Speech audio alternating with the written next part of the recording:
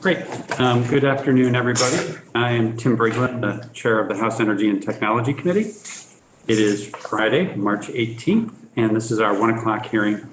If you haven't looked at our agenda in the last couple hours, there's been a slight change.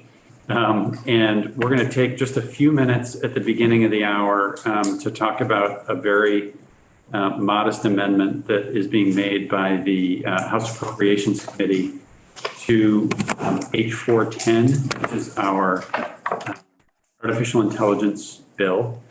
And we voted that bill out of committee in January. It's been in the Appropriations Committee. There's an appropriation obviously in the bill. And they've held off on acting on that legislation until, they've kind of got all the other bills requesting appropriations into the committee. So they are likely to act on that bill this afternoon, hopefully with a positive recommendation to the full House. And the amendment, as I understand it, there's a part of the bill.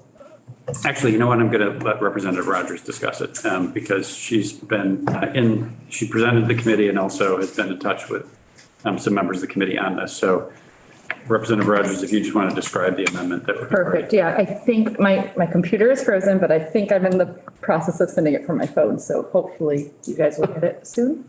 But the amendment changes just one line where we had said that they should meet at least 12 times a year. The Appropriations Committee felt that it should say up to 12 times a year so that they could have more. They could be more certain about what the appropriation would be rather than leaving it open-ended. So my recommendation, so they haven't voted on this amendment yet, but this is the amendment that will be presented that they will vote on this afternoon. And because it's a straw poll, we can weigh in on it without the official vote. My recommendation would be to accept it. I think it is a small change and it makes sense and it leaves the substance of the bill intact. Any questions? And yeah, are you guys, have you guys received anything? Okay, let me work on this for a second. Okay. Sounds pretty straightforward, but. It says I sent it.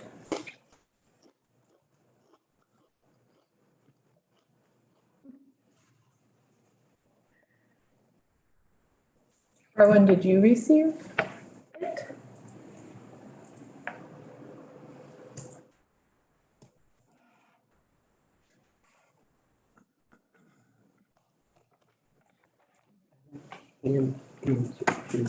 Well, I will just tell you, I'm comfortable taking a sense of the committee based on your description. I mean, if the language turns out to be different, then we'll have to revisit it. I can read the whole thing. It's one sentence. Yeah, why don't you read it? Okay, so what it says is the Committee on Appropriations, to which was referred House Bill 410, entitled An Act Relating to the Creation of the Artificial Intelligence Commission, respectfully reports that it has considered the same and recommends that the House proposed to the Senate that the bill be amended in section 5011. I'm skipping the reference, but that the bill be amended by striking out, quote, at least 12 times and inserting in lieu thereof, quote, not more than 12 times. Pretty straightforward. Yeah, I support that. Does anyone have any concerns? If not, then I would suggest we report this as unanimously supporting. It's really not terribly. I'm with it. Yeah, fine. Okay, great. Thank you, Lindsay, for dealing with that and shepherding that through. So hopefully we'll hear this afternoon positive recommendation from the Appropriations Committee. So that's terrific. Great. So I want to welcome the members who are, or the witnesses who are joining us by Zoom, and thank you for your forbearance as we start a little later than we had originally anticipated. It's a big week in the Appropriations Committee here, and we've wanted to accommodate their work. So thanks for bearing with us. Just by way of introduction, and this bill is not even out of the Senate yet, so maybe we're jumping the gun a little bit, but for my benefit, I believe that there's two members of our committee, Representative Spilia and Representative Yantochka, who were on this committee a few years ago when this policy came forward. but many of the members of this committee, this is a fairly new area too. And I know that there was a lot of discussion on this a few years ago when this pilot policy went into place. And just by way of, getting some firm ground under our feet, I wanted to invite our guests in. We've got TJ Poor, who's the Director of Planning at the Department of Public Service, Tate Brooks, who's the Deputy Secretary at ACCD, and Dan Reilly from Efficiency Vermont joining us. And, really, again, I've wanted to help our committee through what the Energy Savings Account Partnership Pilot Program is. My understanding is that the bill that we'll be receiving shortly from the Senate will be looking to extend that. It's really been a fairly brief pilot so far, and my understanding is that even though that has been in place for a few years, really kind of the full functionality of the program has probably been less than that full 3 years. So and I see that Ellen Chakowski has joined us as well, who's obviously the legislative counsel in this area and also has worked with the Senate on the bill that's gone through there. So with just that very brief introduction of what we're going to be talking about in this hour, I'd like to do two things. One, and Ellen, I wanted to make sure when we're going to lose you. Are you here till 1:30 or 2? I want to be cognizant of your schedule. Possibly 1:30. Senate Appropriations has 3 of my bills they're trying to vote out this afternoon. I asked them to have till at least 1:30. Okay, great. But at some point they're going to call me in. Okay, so before we lose you, then Ellen, I think I'd like to turn to you first to get a kind of a high-level sense of what this Senate bill does, and then I think I'd like to turn first to TJ and Tate as kind of our liaisons with the state government agencies that deal with this policy, if you will, and then to Dan to understand at a high level, what this policy does, who's taken advantage of it in recent years, what the road forward here is in terms of expanding the pilot. We'd just like to know a little bit more about, how this policy has actually worked in practice. And that would be very helpful to me. So, yep. Mr. Chair, if I may, sorry, Dan Reilly from Efficiency Vermont. I was going to give a little bit of the background on the proposal and sort of how we got there. And that's what my materials were. So yep. I will go in whatever order you deem fit. I just want to let you know that my role was to kind of set some of the table on this. Well, why don't we do that then, Dan? Thank you for the reminder. I'm sorry, I'm kind of flying by the seat of my pants here. Yes, we will go to you first, Dan. Although I know Ellen has the time constraint, so I want to give further. No, let's hear from Ellen first in terms of the bill, and then Dan will go to you and TJ and Tate, so that sounds like a good order. So Ellen, what the heck is the Senate doing? Sure. Maybe I could start every hearing with that question. I'm going to start with some statutory context first. And then the other 3 witnesses that you have been actively working with the pilot and the pilot participants. So I do think they'll be able to give you more background on that and how it's been working. But the basic issue that's happening in S2269, as you just mentioned, is extending a pilot program that was created in 2018. This pilot program is called the Energy Savings Account Partnership Pilot. And big picture, what this relates to is the energy efficiency charge. So everyone in the state pays what's known as the energy efficiency charge on their electric bill. It's a volumetric charge that is assessed on the bills of customers, whether they are residential, commercial, or industrial. The rate is set by the Public Utility Commission, and the funds that are collected from the energy efficiency charge, or EEC, they go to fund the work of the energy efficiency utilities, one of which is Efficiency Vermont. The others are Burlington Electric Department, and then Vermont Gas in the natural gas sphere. So the funds that are collected go to the work of the EEUs, the energy efficiency utilities, to fund energy efficiency projects in the state. The charge is set on as a volumetric charge on the consumption of energy. And then those funds are used to reduce the amount of energy that's consumed in the state. And this does relate to Efficiency Vermont's work overall with the forward capacity market. So there are two existing programs in statute that change how the EEC is collected and how that works. There's this program called Smeap, the Self-Managed Energy Efficiency Program. And that program is for the two largest commercial customers in the state, the two largest energy users in the state. Currently, those participants are Global Foundries and OMIA. And instead of paying the energy efficiency charge every month, there's amount set in statute that those two businesses are required to devote to energy efficiency work within their facilities.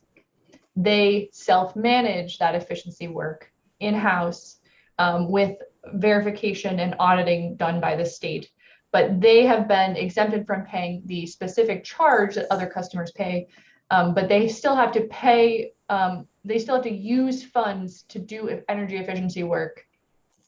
And so that's an existing program.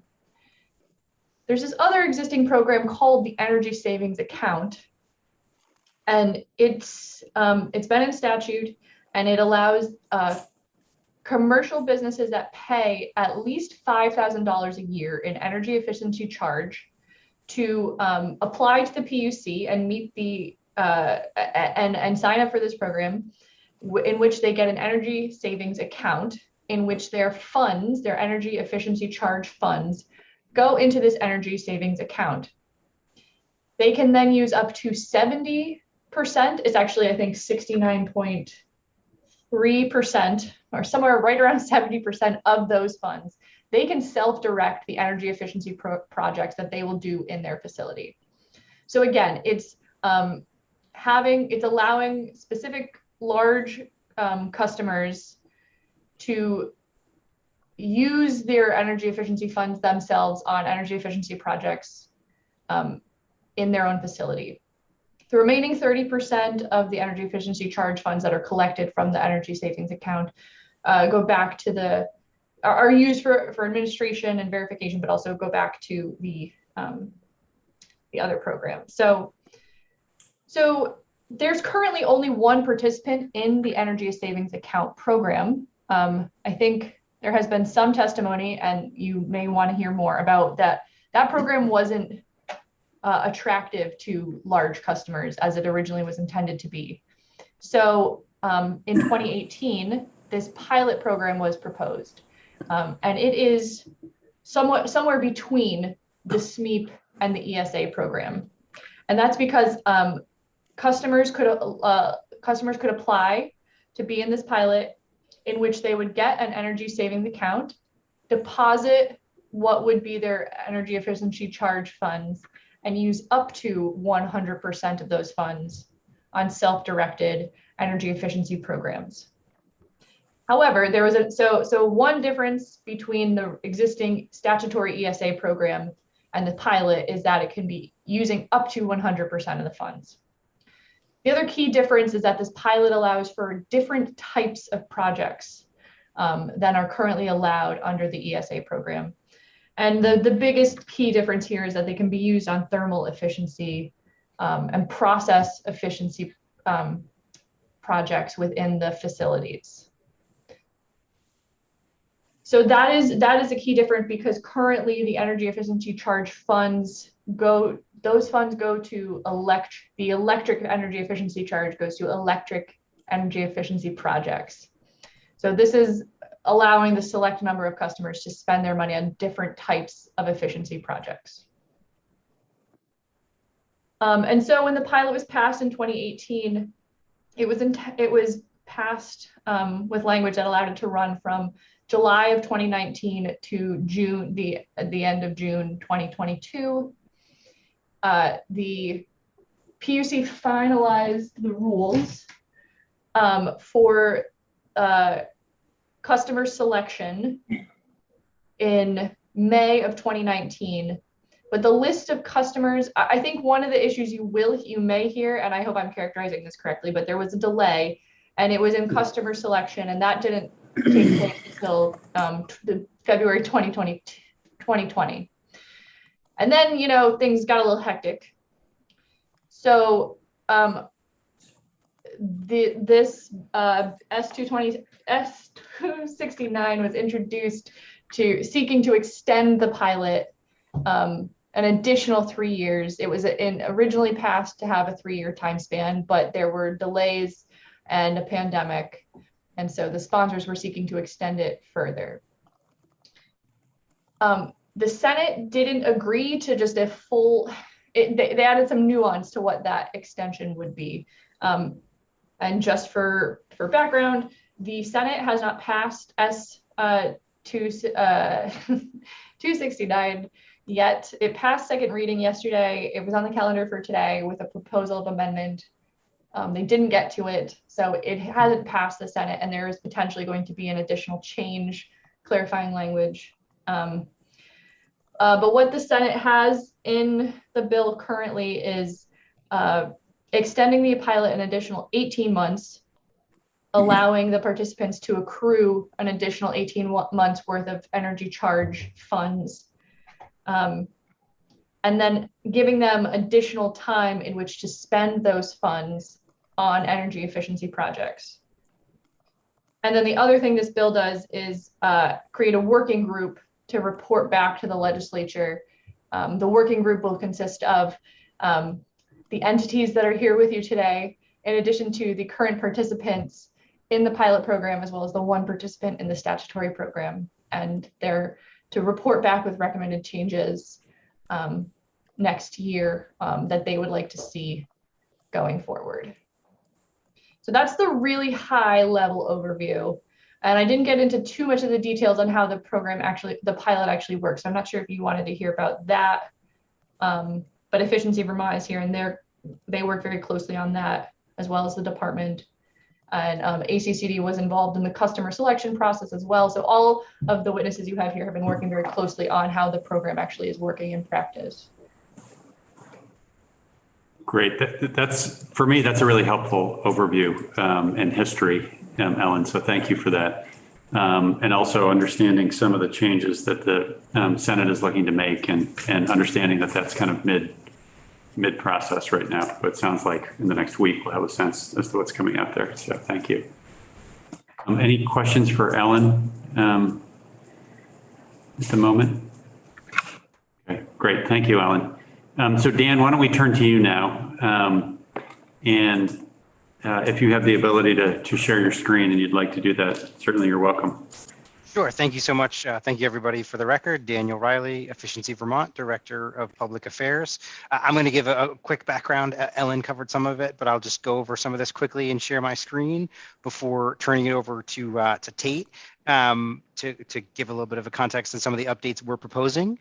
Let me just say at the top that our recommendations are really the consensus product of our three organizations. We had a lot of productive meetings with Efficiency Vermont, Department of Public Service, ACCD, and that was really born out of many meetings with some of the key stakeholders here. So let me try and share my screen.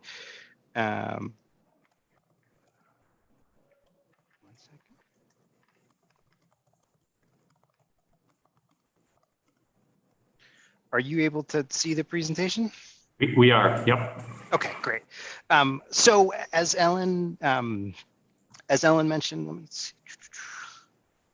As Ellen mentioned, the original ESA program was established in 2009. It was then updated in 2014. And then the ESA pilot program was established with Public Act 150 in 2018.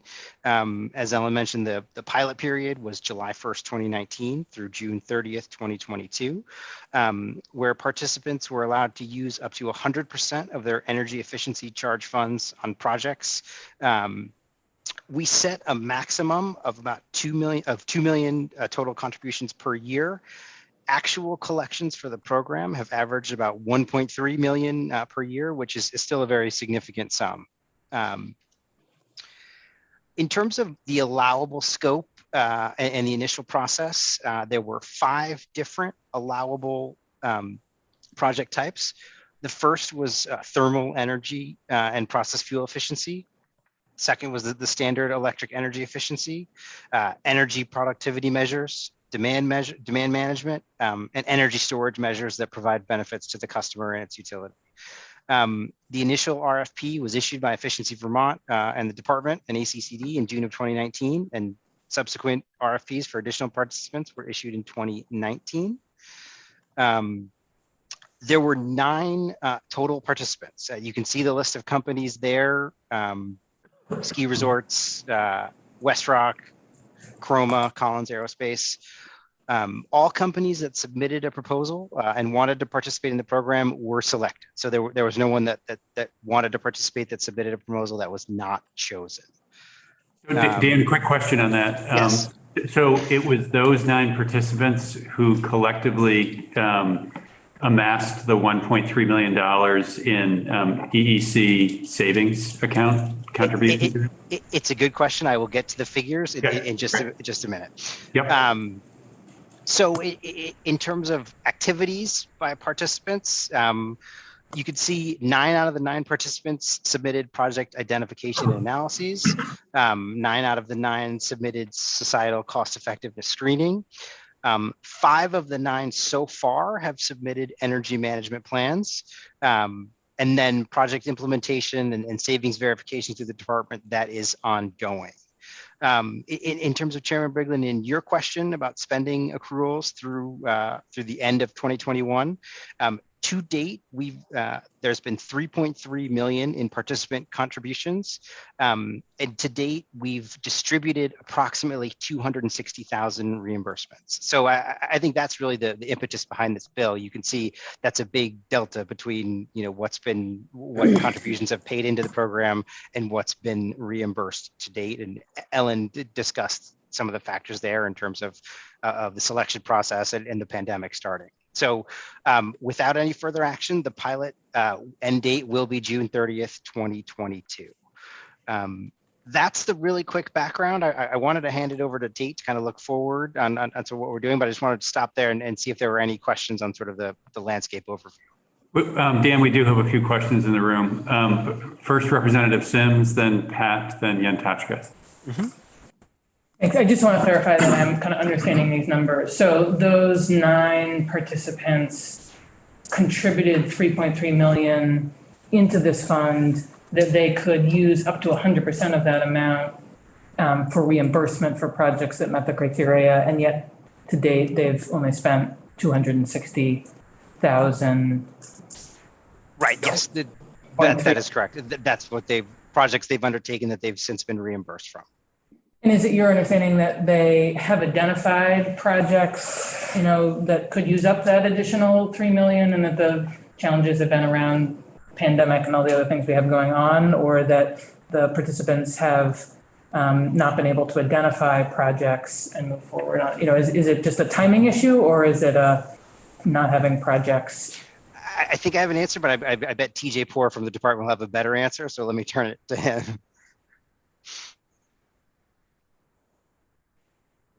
Sorry, I needed to find my mute button. TJ Poor from the Public Service Department. Hello, everybody. And it is, so of the 5 of the 9 and customers have an energy management plan, and within that energy management plan is a plan for actually completing the projects and spending the money that each customer has accrued. Others have not actually submitted the plan, which is required to be submitted to the commission, but they have gone through and identified projects.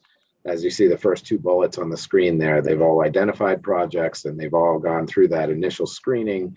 Efficiency Vermont and the department both do a review. Efficiency Vermont is to say, does this meet the societal cost effectiveness tests that the commission requires of our electric efficiency investments?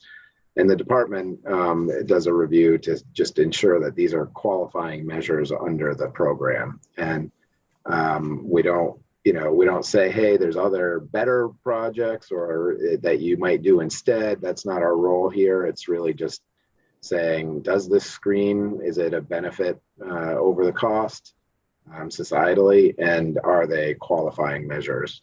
And so they have identified measures, but just have not gotten to the point of implementing them. And as you said, I think it's part of it had to do with the delay in the program. The pilot kind of started, but as you heard Ellen say, I think that it was February before projects were selected, and even a little bit later before all the rules were clearly articulated by the commission. And so I think that had a little something to do with it. And then COVID had quite a lot to do with it as well. Thanks, that's helpful. And so it sounds like if given more time, no problem spending down that full amount that they are eligible to use. I believe so. I think Tate will talk about the proposal is for both more time and continued accrual for 18 months. And I think he'll get into the reasons for that second part as well. Thanks. Representative Pat, then Representative Yantoshka. Just to be clear, and you may be answering this in the next slide, I don't know, but where it says at the bottom of this slide, the end date is June 30th.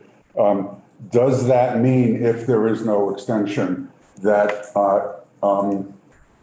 even if all of the utilities have, all of the businesses have identified, done the first steps and maybe even started in on these, but there will be no funds spent after June 30th, no matter what?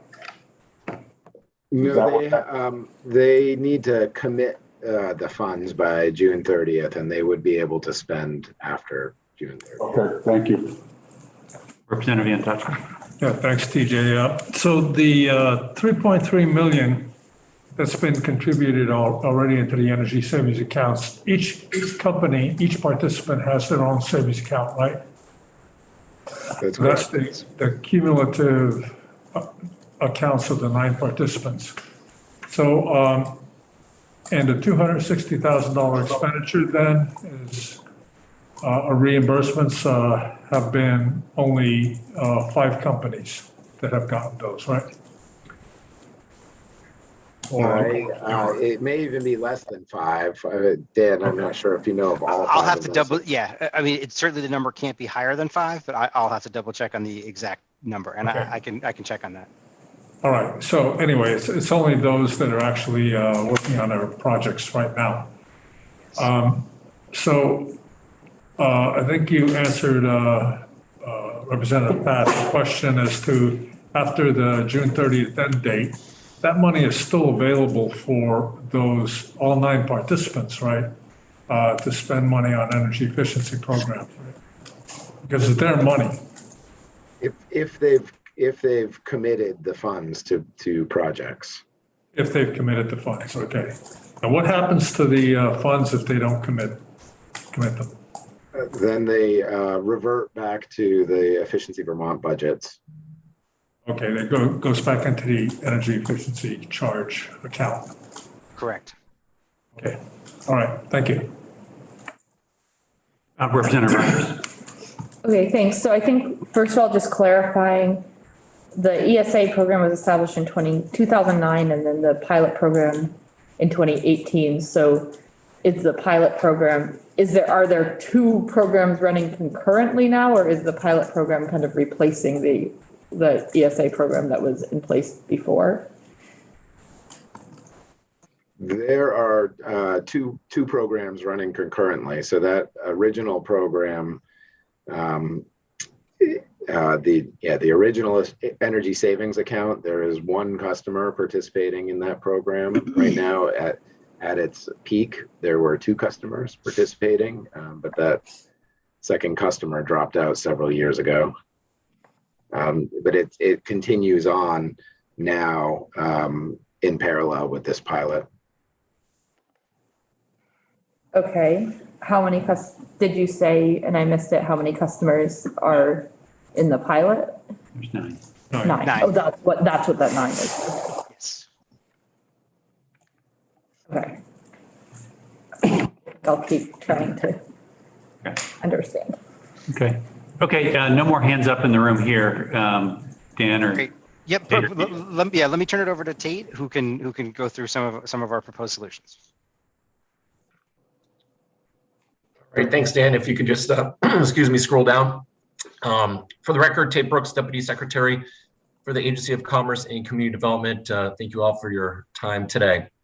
So just again, before I guess jumping into these bullets, just from additional kind of flavor and background, the Agency of Commerce started reaching out to the 9 pilots this past fall to try to get a sense, how things were coming along. And that's when we started getting feedback that, from their perspective, things were looking quite tight on the timeline. Again, as mentioned earlier, for the pilot really to get up and off the ground from the participants' perspective, that first year was really, I don't want to say a lost year, but it was a lot of administrative work and a lot of back and forth before they had an opportunity to really kind of dive in.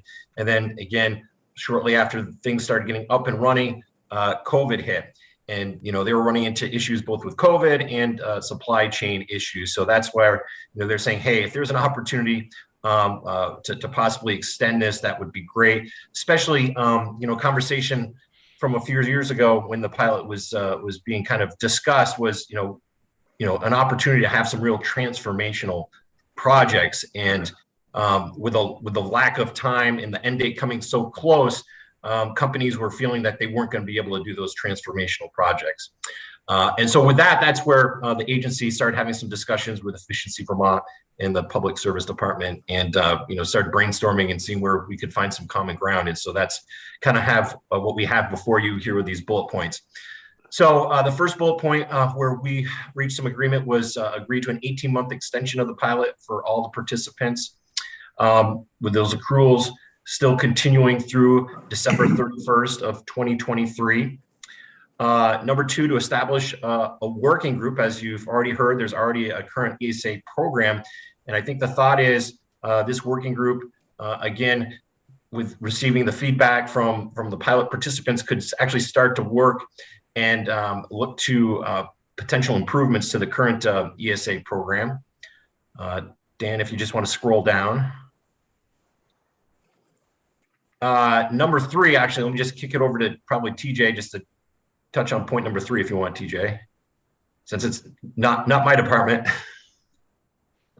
Yeah, sure. So that so our verification and evaluation of the projects, even under the pilot and under the other the original energy savings account program, we still have the responsibility to verify and evaluate the savings from the projects, just like we do with Efficiency Vermont, just like we do with electric utility tier 3 programs, and as is proposed in pending legislation as well, other pending legislation. But and so we're looking to just kind of continue that. The first part of number 3 here is really no change, that will complete the review and verification of those projects that have already been committed. And so we're committing to kind of look forward a little bit and see what we think the results will be. We'll still have to verify afterwards, but that we can use that kind of forward looking, the backward looking for the projects that have been done, but forward looking for those committed projects to help the Public Utility Commission, which currently in the rule has evaluation due and a report to the legislature in January 2023. So this bullet point really is that we're not planning on really changing a whole lot, except for perhaps maybe a little perspective review and look at some of the projects that are pending so that we can better inform the commission's report to the legislature that's scheduled. All right, thanks, TJ. And then the fourth and final bullet, as far as the agreement amongst. Yeah,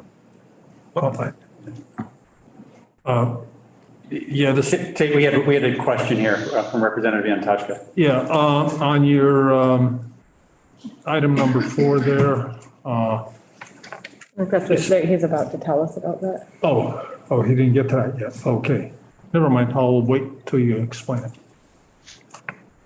No worries.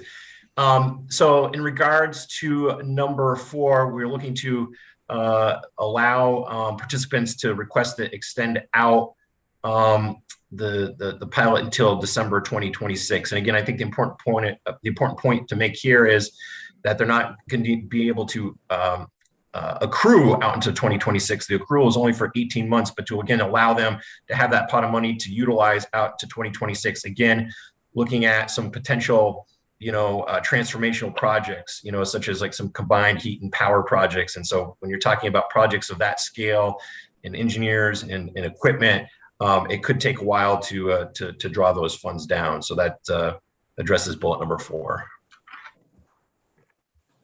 Thank you. And with that, I'm happy to open up for questions. I'm going to stop sharing my screen unless I hear otherwise. That sounds good. I've got some general questions and don't really know who to direct them to, but I'll just throw them out there. And Tate, this first one might be for you. Can you describe the application process and what the criteria are? What is a good candidate of of a company to use this? Can you just describe that a little bit? I'm going to actually toss that over to TJ as they were dealing with those. Okay. Dan, you can back me up if you were involved here. So when the commission set up the program, there was a solicitation that the ACCD, the department, and Efficiency Vermont jointly issued to companies four companies that would qualify for this program to ask to participate. And in that solicitation, they had to really at a very, very high level, like, a page even, of what kind of projects are you thinking about here, and how much is your energy efficiency charge, and what might you do with this? And that process was set up. There was a cap in the pilot of $2 million collectively. So it was set up to say, okay, if we get 30 companies with an efficiency charge that totals $4 million, then we need to have some sort of process in order to select the best of those projects. As it turned out, there was $1.3 million per year of efficiency charge that was represented by the companies who applied.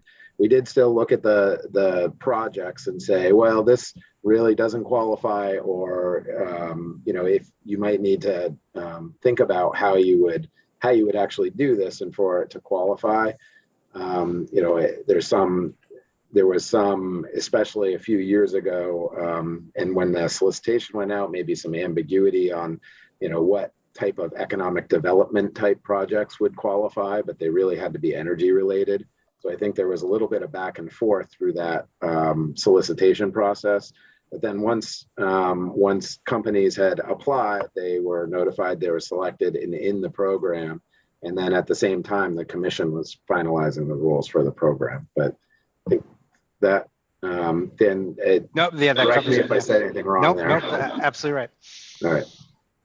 And kind of a corollary to that question is, and I think one of the earlier slides that you put up, Dan, related to the types of efficiency activities or investments that we're talking about here, what would qualify, if you will. And, I think, if this was 5 years ago, we would think of efficiency projects as being very strictly related to reducing electricity consumption. And, in recent years, some Efficiency Vermont dollars have started to migrate into the thermal space. And so I noticed that there's some thermal projects that might be related to this pilot. And I don't have the slide in front of me, but I think there's also some storage activities that could qualify here. But can you talk about, how these, 5 or 6 areas were selected, and also just kind of talk generally about some of the projects that are being proposed? I was particularly interested in the storage one, because again, that's not necessarily, I won't go into that. But anyway, if you could talk about some of the different areas that being described here as quote unquote efficiency. TJ, the selection of the 5 criteria was a bit before my time. I don't know if you have insight into how that was ultimately landed on. I'll take a shot. It was before I came back to the department too. So Tate, you might be the best, but let me start because I have I think I have a sense of it is really, so what with this pilot, what these companies, in establishment of the pilot, and when this was being talked about with the legislature three years ago, whenever it was the company said, look, we've done a lot of our electric efficiency investments. We've gone a long way here, and we have these other projects that could be done, and they're projects that are thermal projects. They're greenhouse gas reductions associated with those, but also we have ways to increase our energy productivity. We can create more jobs and economic development, and we can kind of facilitate and leverage more capital investment into the state. And so, as I understand it, what happened at that time was the legislature said, okay, traditionally, these are electric efficiency funds that have a system benefit. And so that's why we can collect them and everybody shares in the benefit because of the way that the electric system is connected. And I think you've heard that from our office, at least for many years, and a pretty consistent message of electric ratepayers should pay for electric system investment. But as I understand it, the legislature said, well, look, let's see if there are these potential transformational projects for these companies who have made electric efficiency investment, and that can lead to more job creation, lead to energy productivity, and see how that works and see what the societal benefits are of those different metrics and of these projects in a pilot program. And I can't tell you specifically how kind of job creation or energy productivity came to light. I think those are just general economic development type efforts that we want to promote as a state. And that's where I would look to you. But I think that's just the genesis of the pilot and how some of those other metrics kind of came to be in here. I don't know if Tate, you have anything to add. Yeah, just to add that, it's not just about expansion of job opportunities, it's also about retention, right? And that an important part of this pilot was to really target rural Vermont. I mean, as many of you are aware, not just here in Vermont, but around the US and the world, there's real challenges to our rural areas. And so this was also a component to try to address and really provide an opportunity for some of these companies who in some of these areas are really the only manufacturer in the area and are kind of the heart of that community. And Mr. Chairman, the second part of your question, because only 260,000 has been reimbursed out of the 3.3 million, it's just not enough data to be able to say, here are the trends that we're seeing in terms of these are the types of projects that are being completed, across the 5 different sectors. Yeah. Well, and my next question is, it's related to these 5 different criteria, and also just thinking about how an industrial/commercial customer and their utility and the utilities other ratepayers might benefit from some of this efficiency work.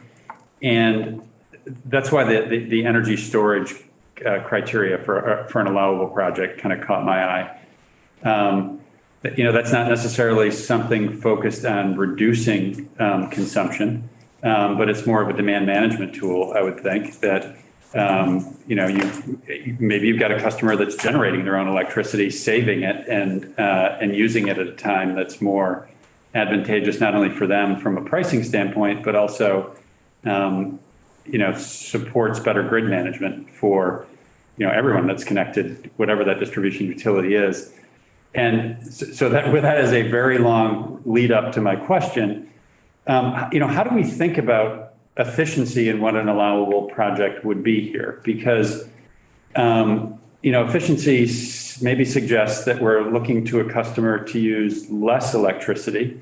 Another way we might look at this is I'd like a customer to be maybe using more electricity in lieu of a different type of energy source that they're using. For example, a fossil fuel source that they're using for whatever reason, whether it's, how they run the machinery or how they heat. Would we prefer them using more electricity and maybe even electricity that they use themselves or that they generate themselves? So again, I'm trying to push the boundaries of, how this program might be used to get an industrial commercial customer, in a different energy space, if you will.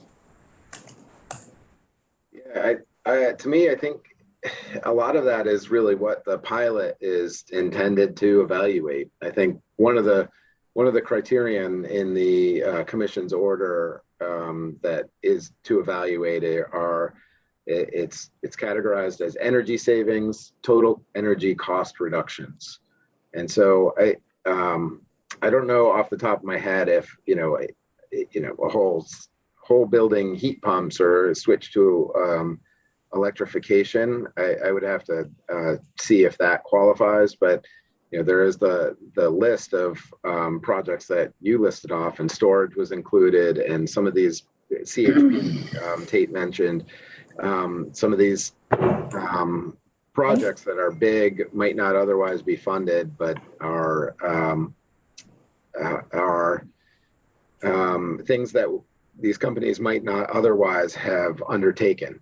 And that's really what the pilot's for, is to see if there's a different way to do things that would get us a better bang for the buck with the efficiency charge. And so I think some of that will, because there's been limited projects thus far, is part of the reason for the proposal that you have here, is to let that play out and see what happens in this pilot and see if there's better ways. Yeah, and since you all, it sounds like, are going to be part of this working group that's coming back with recommendations, that's my contribution. I'd like to think about are there ways we should be thinking about using some of these dollars for beneficial electrification work, I'll call it, and how does that fit in the realm of efficiency? And I don't know if it does. I'm kind of throwing out there for you guys to think about, but that is a question I have that we don't need to answer now, but I think it would be interesting for the, for this working group to think about in a resilience way, in a demand management way, in a moving away from fossil fuels / tier 3 way. Are these, do these things fit under an efficiency umbrella? I don't know the answer to that, but I'm interested in that kind of line of discussion. So. And that is just to jump off the comment on the working group and what will be done. I think the proposals for the working group to have some recommendations by January, so that there's no, the CSA pilot will go until, accrue funds until 2024. But then in an ideal world, if this working group has consensus recommendations, and there's no guarantee that it will, but it's for the potential modifications or design parameters for the original energy savings account program to kind of make it into what is the best possible permanent program going forward. And some of that, a lot of that probably doesn't need legislative change going forward, but we want to have a report and share it with you. Some of it might. And so that's kind of what you would see as a result of the working group. Okay. One more quick question before I turn it over to Representative Yantafka. How is the PUC involved in this? What is their role in terms of, I don't know if there's rulemaking that's been done here, or if they approve something as part of this program?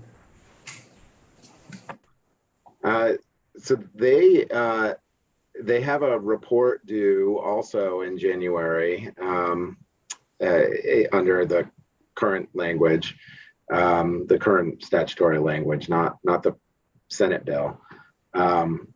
That they have a report due in January on the program, and it's again on those trade-offs of what exactly what was the system benefit to electric ratepayers who are paying into the efficiency charge. And sorry, I have it here, and so I should just make sure I share exactly what they're doing. And compare that to what would the efficiency charge would have gotten, right? So if the efficiency charge just went to Efficiency Vermont, there would have been a certain amount of system benefits. How much system benefits did this program get? And then what potentially beyond that did this program get related to those categories I mentioned before: job creation and retention, energy savings, productivity, capital applied, and leverage. And so there'll be kind of a comparison in the PUC report. They do look at the savings, and I believe the savings still kind of flow under the Efficiency Vermont umbrella of verified savings. And so their role is to kind of make sure that those savings actually happen. And they've delegated us to evaluate it, but they're the ones that actually kind of certify savings. Okay, I beg your pardon, Mike, because I've got a follow-up question to that, which is just thinking about Efficiency Vermont generally, or our efficiency utilities generally, and that's not just Efficiency Vermont. But to some extent, I think about the program writ large as having a, kind of a systemic benefit, if you will. There's a socialization of costs here and investments across the system to try and save, create savings for everybody. Just because I pay whatever it is, $75 or whatever it is, $100 a year through my efficiency charge doesn't mean that I'm going to directly get $100 of savings. Maybe I'm going to get a little less, maybe I'm going to get a little bit more. Here with these very significant industrial customers being kind of, I'll say, pulled out of that system. And so no longer paying into what is more of a socialized cost, but instead directing those investments inwardly. And again, we're all connected on the same grid, so I understand that. But is there a cost to this type of system to, kind of Vermont, at large, by pulling these, largest industrial customers out of the, kind of societal benefit, if you will, and, allowing those investments to go, kind of directly at their doorstep instead of, more broadly? Yeah, that's exactly the question that needs to be answered with this pilot. Okay. So maybe okay, you put it better than I did, TJ, but I was just trying to understand that's okay. That's a question you're going to be grappling with. Well, and if I could, Mr. Chairman, I think, when the committee has some opportunities to maybe hear from some of the participants, I mean, one of the things that we've heard from some of the participants is that this pilot has allowed them to kind of go up to their up the corporate ladder and say, hey, we have these funds available, and be able to leverage additional funds to get some of these projects moving forward. And, they've kind of indicated if not for that, they wouldn't be able to leverage these funds from the corporation for some of these projects. Yeah, that totally makes sense. I get it. Representative Yantashka and then Representative Sims.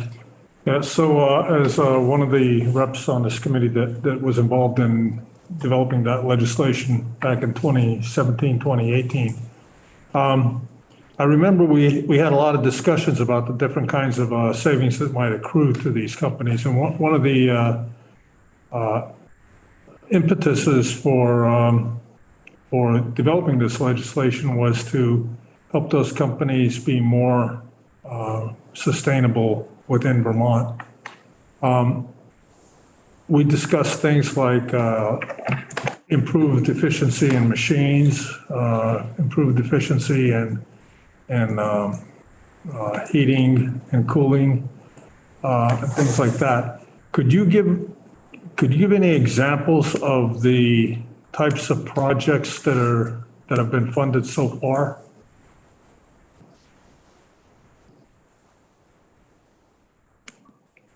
Go ahead, TJ. Anybody? In the Good, sorry, go ahead. Again, I don't have too many specifics, and I think as Tate was saying, it'd be great to hear from the companies themselves and in terms of how they would characterize some of this work. Presumably the projects have been approved based on their description, right? Yep. Again, I can get you the list. It is a pretty small list, as you've seen, but I'll follow up with the committee on that. Okay, thanks. And I'll just say as a follow-up that I know the Senate took testimony from some of the companies that have been involved in this, and that's something that we can look at in the coming weeks as well, to bring some of those 9 companies in to hear how they've used the program. So, Representative Sims. Yeah, sort of two questions. I guess I'm curious, in that report, do you imagine any kind of sort of cost benefit analysis? And, I assume that part of the rationale here is that there's an efficiency of scale in terms of making these kind of investments in efficiency at these large scale users. Will you be able to kind of compare the energy savings of this $3.3 million worth of projects to like what might have happened if those funds were just rolled into the fund and distributed through the kind of normal program, and sort of compare maybe net savings if the dollars had gone to homeowners for energy upgrades versus some of these other large scale projects? Yes, absolutely. It's not a perfect comparison because we don't know exactly what would have been done, but we could say, well, this money would have been, make some assumptions on how the money would have been spent by Efficiency Vermont. We wouldn't just do that alone, but you think, okay, they have their business existing facilities program, and that's a comparison point of these are funds that would have been spent likely in these in that program, and they have a current program with companies that are not in the ESA pilot, and so we do have kind of comparison points like that, and the best we can, we do want to try and make that comparison to say, here's the difference. Tate mentioned a big one in terms of capital leveraged. I neglected to mention that earlier. That's a big one also. There's the P, and it's going to be hard to, it could be hard to get in a kind of an exact bead on it, where companies are saying, well, we wouldn't have otherwise been able to get this funding, and we take that at face value, and they're actually leveraging even more funding. When Efficiency Vermont does a project, they maybe provide a 25% or 50% incentive and are also leveraging money from those companies. But maybe those projects never happen. And so there's hard to, I'm saying, yes, we're going to try and do that analysis, but I'm trying to caveat it also and not raise expectations too high, because we don't know what we don't know and like what would have happened in the counterfactual scenario. So we're going to do the best we can to try and provide a comparison to say, and if it comes out and it's really obvious, then we can be pretty comfortable with the results. If it's really close, then we will have to kind of think about it and understand how to use those results going forward. If I may, sorry, just to put a fine point on what TJ's saying, and to kind of go back to Representative Yantachka's question, it's doing exactly what TJ's saying, but especially for highly complex and individualized industrial manufacturing equipment, right? And it's sort of doing everything that TJ said, but for a very specific, unique sort of class of equipment that is not part of the sort of the day-to-day of a traditional energy efficiency utility. Yeah, that's helpful, and certainly appreciate it's not an exact science, but being able to have that report certainly can maybe help get at some of the societal benefit questions and what's the best use of limited resources. I guess I'm also curious about sort of the potential universe here. You had 9 applicants, everyone who expressed interest participated. Is that a small fraction of the potential, businesses that you could imagine taking advantage of a program like this, or, what's the potential universe that we're talking about here? Tate, is that something that you have data in terms of the amount of customers that would qualify in that sort of volume of electricity use? Yeah, I don't unfortunately have that. I'm sorry. So I think of the current energy savings account program, there's several hundred customers that are over $5,000 a year of usage, but the types of transformational projects that may be possible, that may be limited to a smaller subset of those entities. I think we want to, going forward, that's part of the work and thinking about what's the best population of customers for this energy savings accounts to apply to. I think that's another question that really needs to be answered. What we saw is these are largely pretty large companies that, when we put out a solicitation, that wanted to participate, the Ethan Allens of the world, the ski resorts, those types of companies. So what does that tell us about the need and the desire to participate in a specific program like this? I think the subset, to my mind, I think it tells us that it is more limited than several hundred, but where the right point is, I think, remains to be seen. I mean, I think if and when we consider this, it might be helpful to have any additional data that we could have about how many, customers exist within this particular, class, just to kind of have a sense of long-term scale that we're talking about here. Yeah, my back of the envelope is if these 9 companies are collectively paying $1.3 million into these accounts, or if that's roughly the number on an annual basis, that means they're consuming in the neighborhood of $50 million of electricity a year. I don't know what the energy efficiency charge is for these companies, if it's 2%, above or below that, but that's a lot of electricity so that's what, $4 or $5 million per customer on average that their electric bills are a year. That's a big number. So you said 1.3 twice, and is that a different number than the 3.3 that Dan had? Oh, and maybe I heard incorrectly. Dan, I thought you said that annually these companies paid $1.3 million of energy efficiency. Was it 3.3?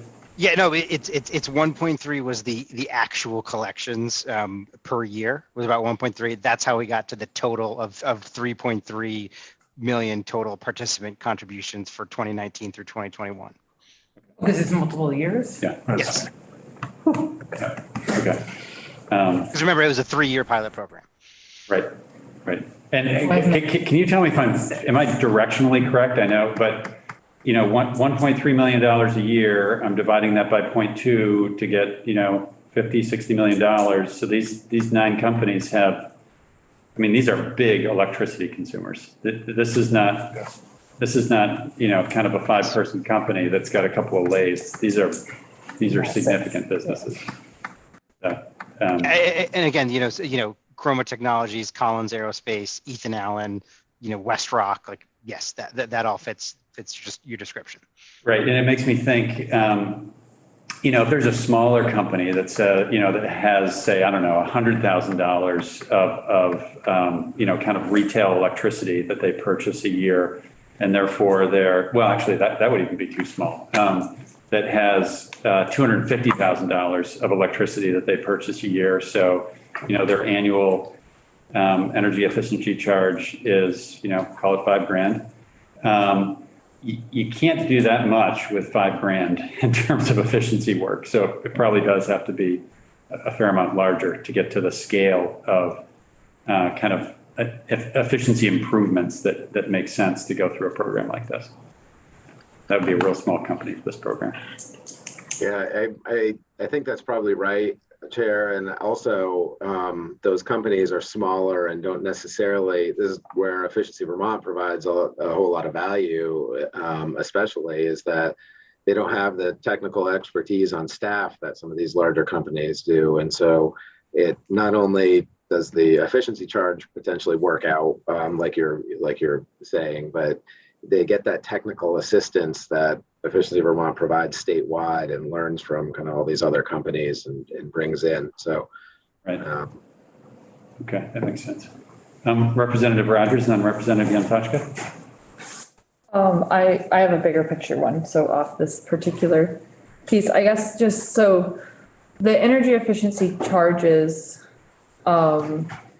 for businesses that aren't choosing to enroll in this pilot program, they just go the same, those charges would go to the same place as any customer's energy efficiency charge, like a residential customer or anything else. And apologies if we already went over this. I'm putting it all in place now. So, and that would that go to Efficiency Vermont? Where, like, what happens to the money for the businesses that aren't choosing to be a part of the pilot program? That is correct. That would go into that's part of the EEC that goes into the Total Efficiency Vermont budget. And then they could take advantage of any of the commercial services or, technical assistance rebates that we do currently offer to all businesses, large or small. Okay. And then when that money goes to Efficiency Vermont, is it going to you with is it going kind of to your general budget? Is it going with any specific, are there requirements for what types of customers it's used for? That's a question for TJ Poor. We place all kinds of requirements on Efficiency Vermont. Yes, there's so that money does go kind of into the general budget that the Public Utility Commission sets every 3 years, but then there are requirements for sector equity. Equity might not be the best word to use, but residential, commercial splits. So they need to spend a certain amount in the residential sector. They have minimum spending requirements for low income customers.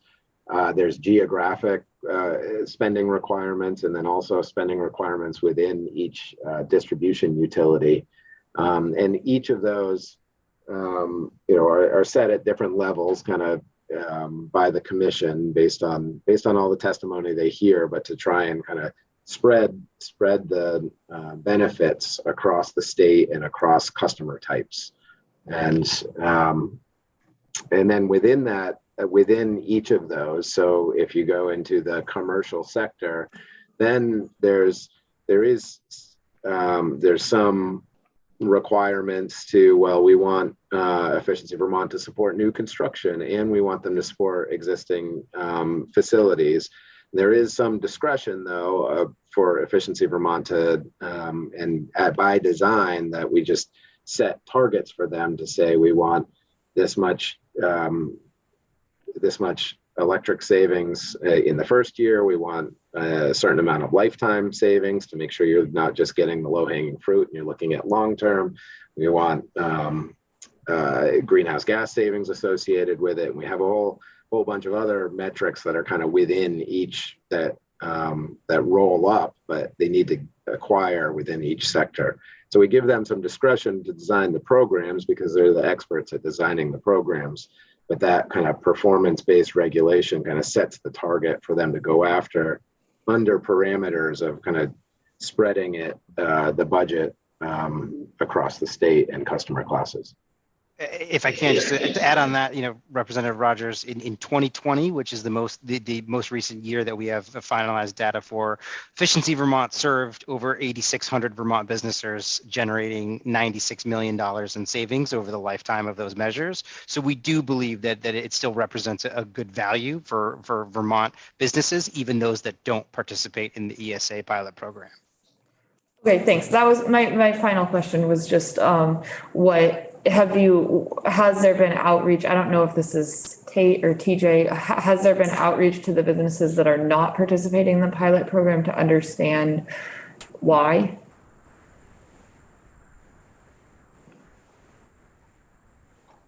That one, Tate, do you have information? Well, I mean, there was a cap for the pilot, and the cap was reached. But okay, I thought you had said that you accepted all the interested businesses. Right, we did. Yeah, so we accepted all the interested businesses. I don't believe that the department went out and did any additional outreach for other customers, and why others weren't participating. So I don't have a good answer for that. I'm not sure if Efficiency Vermont has done that with the original energy savings account program. No, I'm not quite sure. Okay, thanks. I guess I'm just kind of left with the question of, is this something so attractive that anybody who understood it and knew about it would want to do it? Or is this something that is there a specific reason why it doesn't make sense for a lot of businesses? And it sounds like maybe we don't have that information. Mike, did I you have a don't question? think we do. Yeah. Yeah, we're just gonna, correct me if I'm wrong, but I think I remember that these companies can borrow or can anticipate or promote projects that that require up to 3 years of anticipated contributions into their ESA. Is that correct? In other words, if they are contributing into their ESA $100,000 a year, and they have a project that's going to take 300,000, they can get that project approved even before all that 300,000 goes into their ESA. Is that right? In the original ESA program, that's definitely a feature. I'm not sure if it's 3 years out or what the time frame is, but they can grab forward for a project. Yes. Right. Okay. So, and to answer, I think partially Representative Rogers' question is, a lot of these companies don't want to have to do their energy efficiency management on their own, that they would prefer to have Efficiency Vermont help them out with that in real time. Yes. Yes. Yes. I think that's absolutely the case. Representative Sevilla? Yeah, and correct me if I'm wrong, I'm not sure who was here for this conversation last time. I know Warren was. I don't know if TJ probably was, but my recollection is this project came forward as a pilot from the administration with some of the state's largest electricity users who had pretty much tapped out in any program that they could, any efficiency program that was available for them. With Efficiency Vermont, they were making these massive efficiency payments in and not able to do anything to reduce their energy costs. And the numbers that we were shown at that time were kind of eye poppers in terms of what they were spending on energy. And so that was the case that was being made, that we need to do more than just switch out light bulbs at the time. And that's my recollection. And it was a pilot. It was the biggest ones. So it's kind of limited, like, let's try it. So can I ask the peanut gallery who was here? Sure. Yes. Warren Coleman from MMR. I worked on that with you and Representative Natasha at the time, working with Omea and West Rock and Wyman Electric over in St. Jay. And I think the case that they made was just as you said, which was they had spent a lot of their efficiency dollars that they could access on electric efficiency, and it really dealt with the low-hanging fruit and needed more flexibility in order to tackle bigger projects and make greater gains. And so that's why the language in the pilot extends into those other categories, is to give them the flexibility to do more. And then the other point he made is also accurate. Those are some of the larger energy users that are more sophisticated, who can leverage additional money and feel like they have the expertise to do a lot of that work themselves. And a lot of it is, I think TJ said, is these are specialty types of projects and equipment that may not necessarily be in the wheelhouse for EBT or others. So those were some of the motivating factors for creating this. And it is, if you think about it, it is actually pretty limited in scope. Part of it was trying not to dip our toe too far in. That's why we had the cap of 2 million, right? Because I felt like it was enough to get a couple companies in and see how it went, but not enough to really make a dent, a really meaningful dent in the overall EBT budget. Thank you. That was. Kevin. Just one other question about the sort of finances. I think, as I'm understanding, the efficiency charges, 100% of that go to an account and the company can draw it down. And so there's no sort of administrative overhead there. Is that true if the funds were kind of going into the usual pots, or, that 100% of the efficiency charge is available for investments in energy efficiency, or is there some, administrative fee that's taken off sort of through the normal process? Well, in the normal process, so a customer may put in, I don't know, to say $10,000 a year. In 1 year, they may have this big project and they could get back a $40,000 incentive for a project. And then in the next couple of years, they might get, $5,000 or $2,000 for some smaller projects or something like that. And so it's less of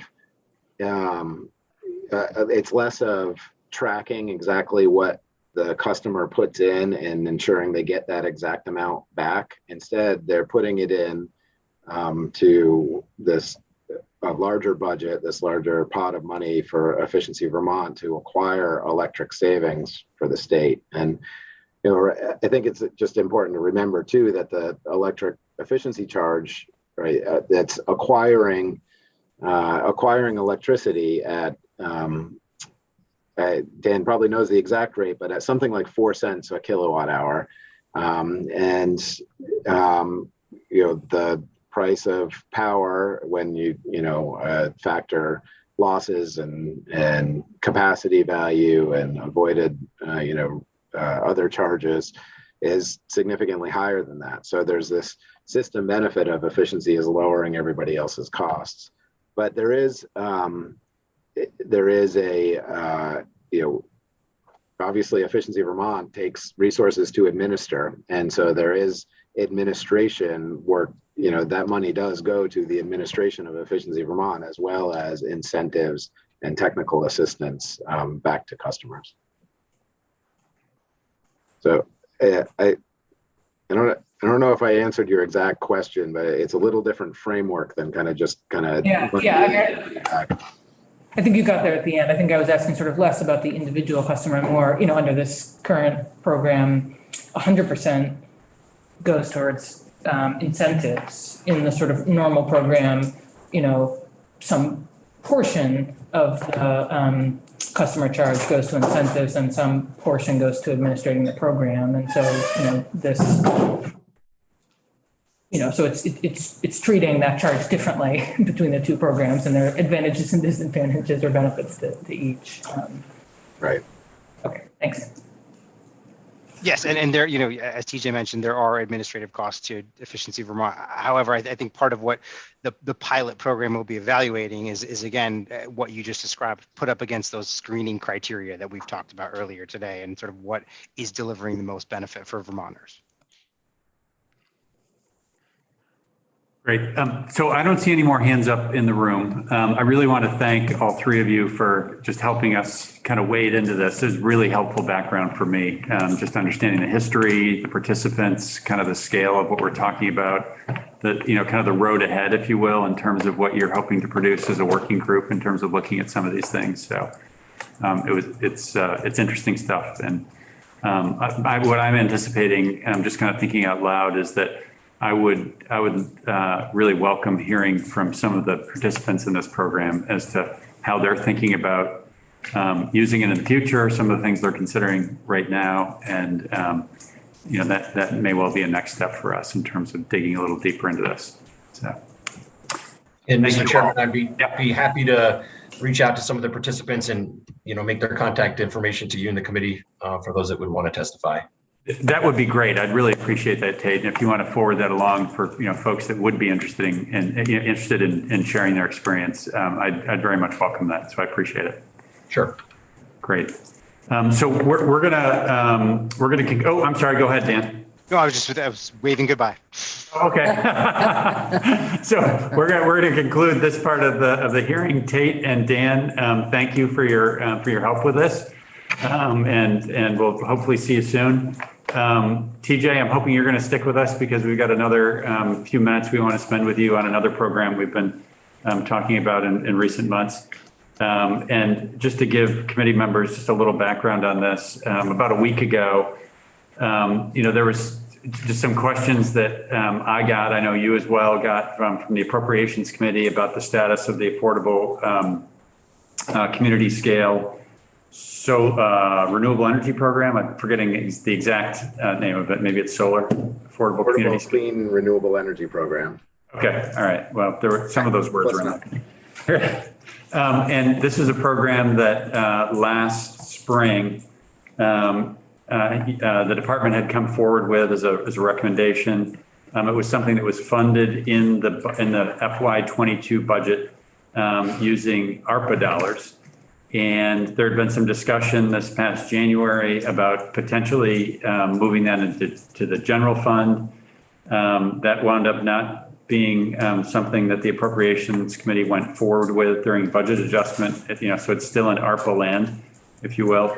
But there were some questions about, and I think raised by your department, TJ, as to, if the structure of this program in fact does fit into ARPA land well. And my understanding is that you and folks at the department have been working on this program in the last couple of months to make some adjustments as to how it would clearly qualify for ARPA dollars. And we were going to talk about this, I think last Friday. It didn't work in terms of schedule, but I appreciate you being flexible and being able to join us today on this. So if you could just kind of give us a reminder of what this program has been and some of the dials you're turning, if you will, a little bit in order to kind of fit this into ARPA qualification, that would be helpful. Right. Yes, I can do that. And yeah, thank you all for taking the time to hear about this again. I think I perhaps didn't realize after the Budget Adjustment Act request that, that didn't get moved to general funds, and that it, went back to ARPA land, and we've been working to revise the program to make it fit into ARPA. But I didn't realize until last week that we needed to come back and let you know about it. And that's a little bit of my naivety about the process of what goes on in your building every day. So I apologize for that. I don't know if I'll ever understand fully the process, but I'm still learning, TJ. So come along for the ride. Come along for the ride. So I'm going to share my screen. I do have some slides here. Hopefully you can, you can't see it yet. Can I ask a quick question for clarification? Yep. TJ, as you're pulling those slides up, we can, I think you just pulled up an email, but Representative Yantochka has a question. Yeah, so, and it's more to Chair Briglin here. Yep. But, okay, so the $10 million, that was originally supposed to be ARPA funds, right? So last, in the budget that we approved for FY22 last May, Yeah. this project, this program was in that budget, funded under ARPA. ARPA. And in January, the administration, the department came back and said, we think this program better fits. There's questions about General funds, right? Yeah, it better fits in general funds, and we'd have to change some of the way this program would So work. is that in the Budget Adjustment Act?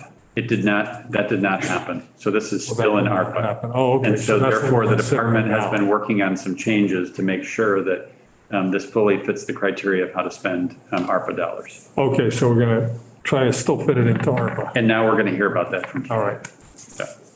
Right. And so I had some back and forth with Representative Feltus too, as I was trying to understand the process. And she's, from her perspective and in my understanding from her, is that this is, as of now, the project's still currently funded as long as it can meet the ARPA requirements and delivers on its original intent. And so that's kind of what I'm operating under. And please let me know if that's not correct, because like I said, I'm still working on the process. But so the reason I say that is because I don't want to come in and it's my understanding that this is now not competing with a fiscal year 23 appropriation for ARPA funds, that so there's not kind of the need to kind of weigh it against the current proposals that you've been struggling with. Yep, that's correct. Yep. Yep. Okay, great. So, so Affordable Clean Renewable Energy Program, just as a reminder, we have a goal to improve access to clean distributed energy for all Vermonters. I think we've been struggling with over the years. We have a net metering program that is disproportionately serving those with higher incomes, or customers are at least in higher, lower energy burden towns. And so we're trying to figure out a way to really help low-income customers participate in the energy transition and do it at a low cost. So the idea is to have a lower cost solar achieved through community scale projects like 1 to 5 megawatt projects, and have ARPA fund these projects and then deliver incentives for low to moderate income households to participate. And the original project idea had kind of a subscription-based model where customers would get incentives over time for 25 years, the life of the project. And as but you're likely aware, ARPA needs to be the benefits need to be achieved by 2026. So that didn't work. That was the reason why we wanted to shift to general funds to kind of make this project be able to be those benefits to go long term. What's changed here is that that we can deliver a similar benefit through a membership. So low income participants would own a membership to these community solar projects. And in that respect, then under ARPA rules, as is our understanding from conversations with Guidehouse and the administration folks that are dealing with ARPA every day, that then qualifies for ARPA. And so let me just give you a better sense of how this might work. And so the funding buys down a contract for solar. So and also does two things. It buys down the contract for solar, and then it stands up the accounting infrastructure so that we can have this platform for entering participants into the program and delivering benefits, tracking the memberships. Participating distributed utilities formed a group to receive the grant, the funding, and distribute credits. So you think of, well, I'll have a flow slide in a minute where I'll go over this again. But then the households are provided a membership to this community scale project, and that membership gives you the right to monthly bill credits. And then there's on top of that, we believe that we'll still be able to have the DU group, the distribution utility group, pay to support infrastructure and future projects, so that we can still, one of our original goals of this program was to not just do this as a one-off, but to have it be kind of revolving, in that it adds continued value down the line, so that we can provide more support going forward for those who most need it. So I think this might be an easier way to describe it than the bullet points on the slide here. And so we have the $10 million allocation in the orange box on the left side of the slide here that goes into the program, and then is transferred to the distribution utility group or the administrator to purchase the community solar. Now, let's say that solar is at 8 cents per kilowatt hour. That's about what it costs for utility scale projects that we're talking about here, community scale projects. And then that's also around what avoided cost is. So that avoided cost, the benefits to the distribution utilities, to the ratepayers of that, of the power that's being produced on average over the life of the project. And so that that value comes back to the distribution utilities. So then with that value, then the distribution utilities essentially give those membership credits of 6 cents a kilowatt hour in this example. And then they can also contribute a penny per kilowatt hour to a future low income fund or future funds to support future projects. That money goes back into the program, and then we can hopefully start it over again. Now, it's not like that we would get $10 million back again. It would be something smaller than that, a few years to collect $1 million likely, but it still is sustaining, at least it builds on the 10 million, doesn't make it just a one-off. We can kind of move forward with it. Well, I'll just keep going here. I've got a quick question, TJ. Sure. Representative Yantashi. Yeah, TJ, who actually owns the array? If the participants are getting memberships into the program, who actually owns the array, the solar arrays? So the ownership of the array stays with the developer so that they can have the acquire the tax credits. Otherwise, the cost of the project will ultimately go up, and we don't get as much for the funds. All right. Okay. Thanks. There could be an option, and there probably should be an option to actually purchase the project after 7 years for the administrator or the DU group, but that would be then a decision at that time as to whether it's in the interest of the state to do that. And is the administrator a member of the distribution utilities, or is it a member of the state, a state employee?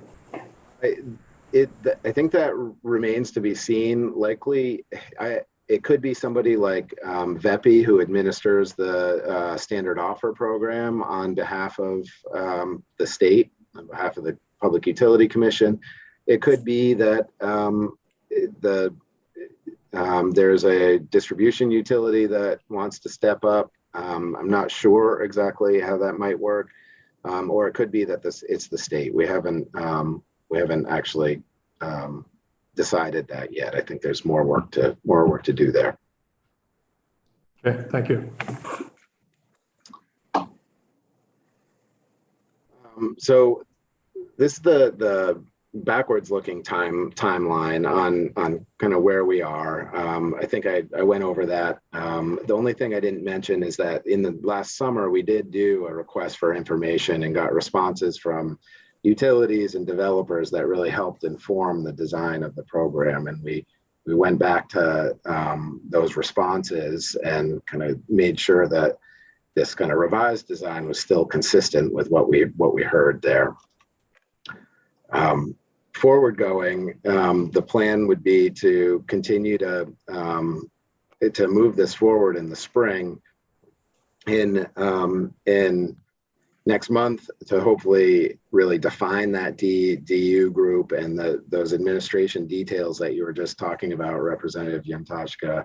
And then once we kind of flesh out a little more what we're talking about, have some broader public input on design, on how best we can gain participation, if we need to target participation to certain communities or certain utilities, how we would actually, how best to actually get people enrolled in the program.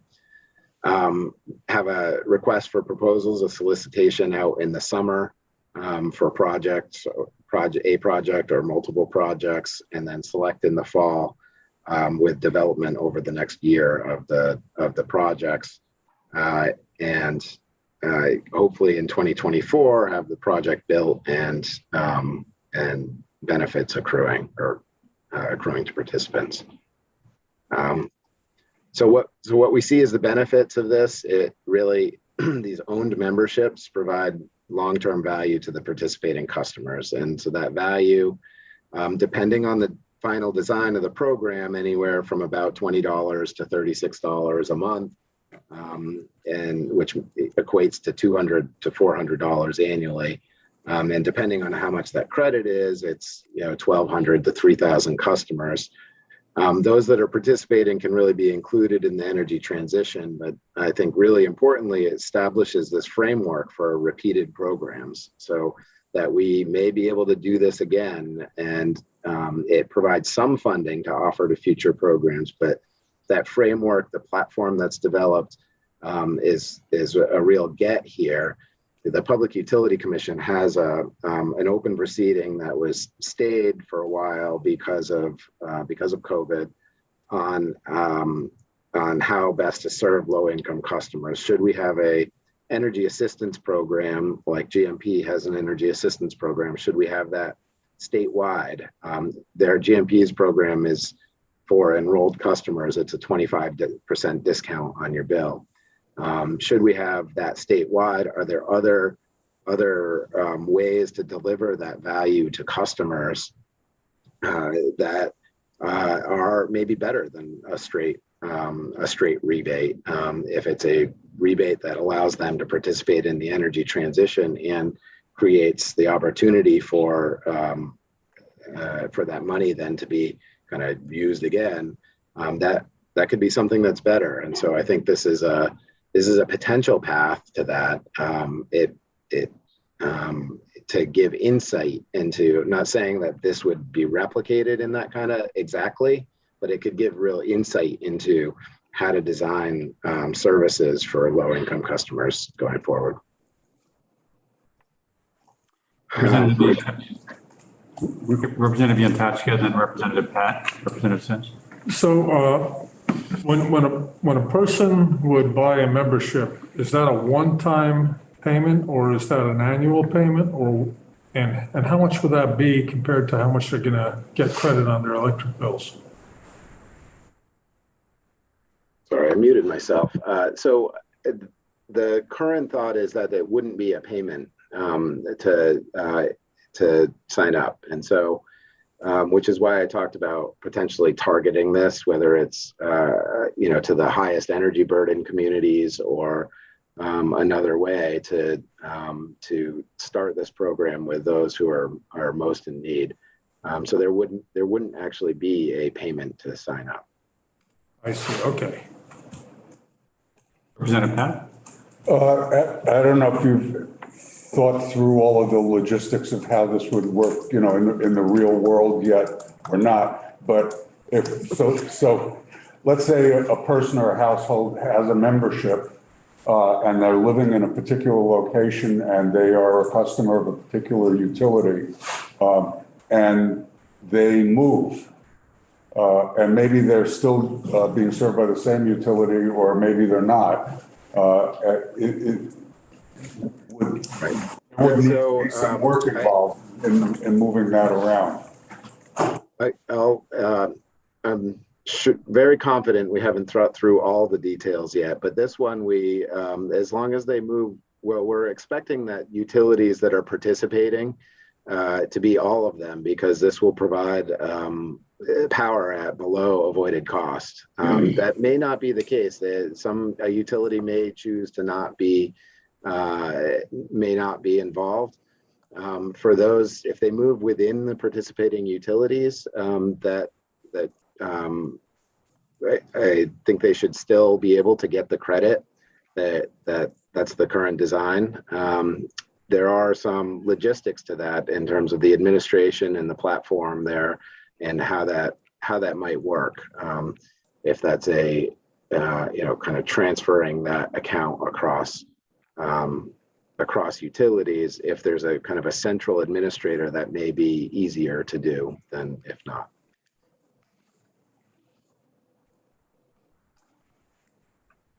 So I don't think you mentioned this, but correct me if I'm wrong. This would be a $10 million appropriation.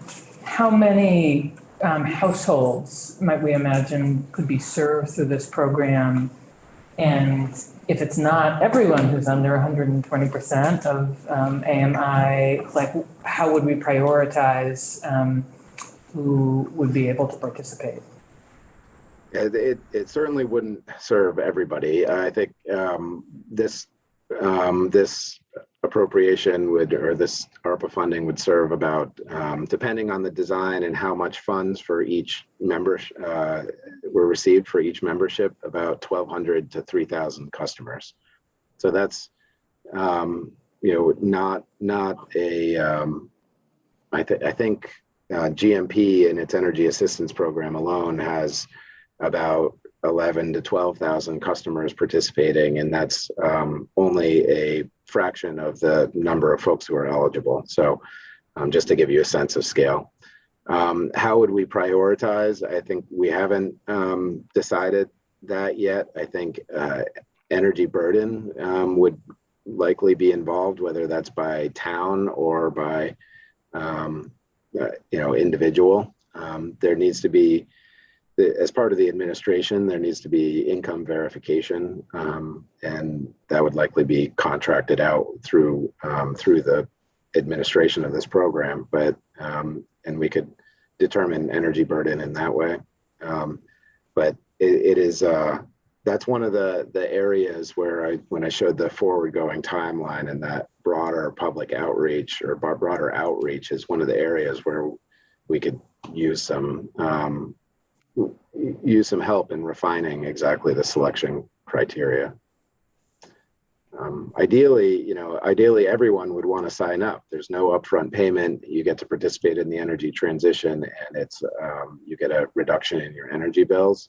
But as we've seen with the Green Mountain Power and the Vermont gas programs, not everybody signs up for these programs. So it could be that we want to just target them to those areas that have had limited participation in services thus far. I imagine we talked about this at the beginning of this program, but it's been a while now. Is there a reason that this program is focused exclusively on solar? I sort of feel like I remember conversations about concern that maybe our portfolio is already kind of heavy on small local solar generation. Do we consider alternative renewable energy projects? Yeah, I think the reason is really the other alternative energy projects are more expensive, and that the economics and the energy flows don't work if you're paying above avoided cost for the power. And so if you're paying above avoided cost for the power, then other ratepayers are then helping to subsidize the project. Again, regardless of where the project is, anyone who met the criteria and was selected would be able to participate. So you don't have to be anywhere near this project to benefit from it. Yes. Great. Any other questions for TJ on this? Okay. TJ, thank you for taking the time to do this and just kind of lay out where this is going. But just when would, I don't know if before the end of this session is even relevant, kind of thinking about this timeline, but and maybe it's next January, but I'm thinking when we should be checking in with you on some of these programs and their development. These things take quarters, if not years, to kind of roll out. I understand 6 weeks from now, there's probably not a whole lot new to report, but I just want to kind of ask as to when's the next time we should really be checking in with the department as follow-up. Yeah, I think. I'm happy to come back and whether it's in its own hearing or tacked on to some other time I'm here to kind of give an update, even just a quick one. We are planning on a workshop to help flesh out some of the design and administration details, and we're hoping for that to be next month. We haven't set a date yet, but. So there could be some more information on the design toward the end of April before you adjourn. But really the solicitation and the selected projects that will all happen in the summer and fall, and with checking back in January, there certainly would be progress there by then. Last question to Mike. Okay, two questions. Depending on how good your first question is, get a second one. The first question is, and you may not be able to answer the second one, but the first question is, what is the developer going to get for the energy that's produced? What cents per kilowatt hour? Is that the 8 cents per kilowatt hour? Well, it'll be a competitive process, so hopefully it's less than that, but it will be, that's just an estimate, but yeah, say 8 cents a kilowatt hour. So the benefit to the members, so to speak, would be the difference between the retail rate and the what? Well, you can think of it that Cost. way. I just think of it as a credit to customers, a per kilowatt hour credit. So if the developer gets 8 cents, we'll say that the ARPA dollars buy that down. They effectively buy it down to say, so the ARPA dollars pay 7 cents of that, and the utilities pay 1 cent of it. So that essentially the utilities get power for 1 cent, but then they give the members a credit for potentially 6 cents, right? And so now and then the utilities pay another penny into the sustainability fund. So the developer gets 8 cents, 1 from the utility and 7 from ARPA. And then from the buy down, the utilities then are paying that 1 cent to the developer and 6 cents for the membership, and a penny into the sustainability fund. So the utilities are still paying 8 cents, or maybe it's 7.8 cents, so that there's a little incentive for them to participate. They're getting the project for below cost. And then I think maybe I explained it all. Sorry, that may have been confusing, as I confused myself at the end. Yeah, because the ARPA dollars are going to disappear by 2026, right? Right. So it essentially buys down the cost of the project to so that the developer can then offer a PPA rate that's much lower than 8 cents. So they actually only pay 1 cent a kilowatt hour, and there's kind of that upfront infusion of capital that comes from ARPA that's spent right away. Okay, and my second question is, how does the membership make it more ARPA eligible than what the original program was, which I guess was a shareholder kind of thing, right? That's a very good question. It's because it's a tangible ownership of an asset, and so they could transfer that to another income eligible person if they desired to. They can't necessarily sell it per se, but they could give it to a family member. They could, it's kind of like a weatherization project has, this $30, $50 a month benefit that goes for 20 years from the energy savings from that. That's kind of like, you can't necessarily sell that to another customer, but it's a tangible benefit that the customer receives. And in the same way, I think the membership is owned, and this credit that is owned. And it's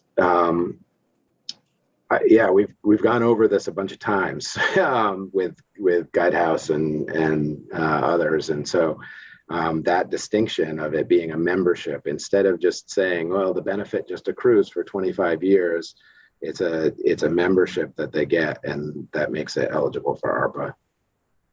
Thank you. Great. Thank you, TJ. Appreciate you spending time with us on a Friday afternoon. Thank you. Always a pleasure. Have a great weekend, everybody.